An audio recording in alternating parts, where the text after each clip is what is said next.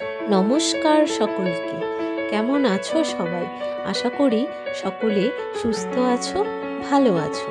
দিনটা ছিল 25শে ডিসেম্বর, বড়দিন। তো সকাল থেকে আমাদের প্ল্যান হচ্ছিল যে কোথাও ঘুরতে যাব। একবার প্ল্যান হচ্ছিল, একবার ক্যান্সেল হয়ে যাচ্ছিল, কিন্তু আমরা ডিসিশনই নিতে পারছিলাম না যে কোথায় ঘুরতে যাব। তো আর আমরা 4 জন মানুষ, একটা বাইকে যাওয়া ইম্পসিবল হয়ই না। তো আমার বোনকে রেখেও যেতে পারি না, ও বেচারা রাগ করে। তো আর কি করব, তারপরে আমরা প্ল্যান ক্যান্সেল করে দিয়েছি। কিন্তু তারপরে এই যে আমার বরের বন্ধু সম্পর্কে আমার স্যার হয়, তো সবাই মিলে প্ল্যান করলাম যে চলো গাড়ি রিজার্ভ করেই যাওয়া যাক, কোথাও থেকে ঘুরে আসা যাক।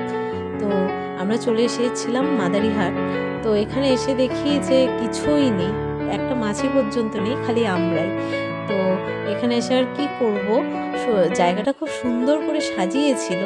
এই সবাই মিলে একটু ছবি টবি তুলে হাসি মজা করে এই যে পরে বাড়ি চলে গিয়েছিলাম। চার্চের ভেতরটা দেখে কি ভয় লাগছিল, তো ভিতরে তো ঢুকতে পারিনি, তো বাইরের থেকে একটু ছবি তুলে নিলাম। আর আমি এখানে দেখো লাইট ধরে আছে যাতে ছবি ভালো ওঠে। আমি রিকিকে বলছিলাম ভিডিওটা আমাকে করে দে। তো এখানে দেখো সবাই এখানে সেলফি তুলছে। তো তারপরে আর কি করব, কেউই ছিল না, তো আমরা সকলে এখানে ছবি টবি তুলে বাড়ির উদ্দেশ্যে রওনা দিলাম। আর সামনে হচ্ছে এখানে রেল গেট পড়েছিল, তো আমরা ওখানে আমি নেমেছিলাম, সবাই গাড়ির ভেতরেই ছিল। আমি একটু ভিডিও করার জন্য এই যে বাইরে নেমেছিলাম।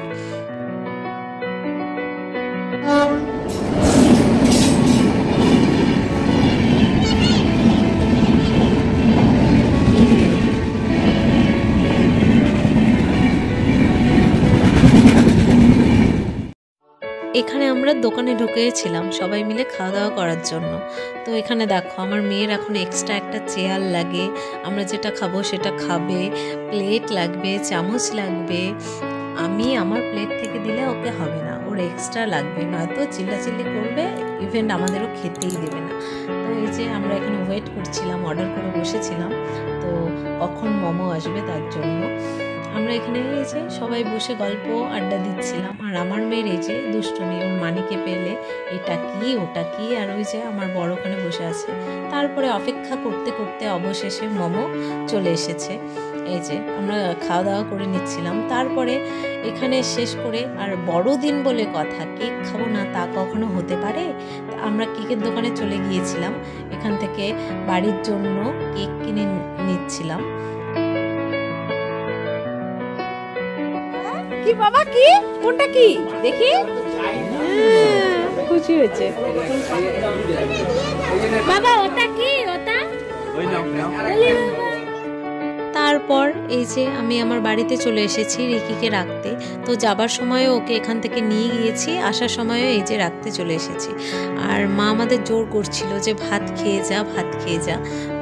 আর আমরা অনেকগুলো লোক ছিলাম, তো তার জন্য আর দেরি করিনি। আর গাড়ি রিজার্ভ করে গিয়েছিলাম, তো গাড়িওয়ালাও বেশিক্ষণ দাঁড়াচ্ছিল না।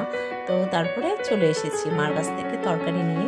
আর এখানে এসে দেখো মেয়ের বাবা মেয়েকে ড্রেস চেঞ্জ করে দিচ্ছে, আর বলছে যে বেকার গেলাম, কিছুই দেখতে পারলাম না। তো এগুলাই আমাকে বলছিল। আজকের মতো ব্লগটা এতটুকু।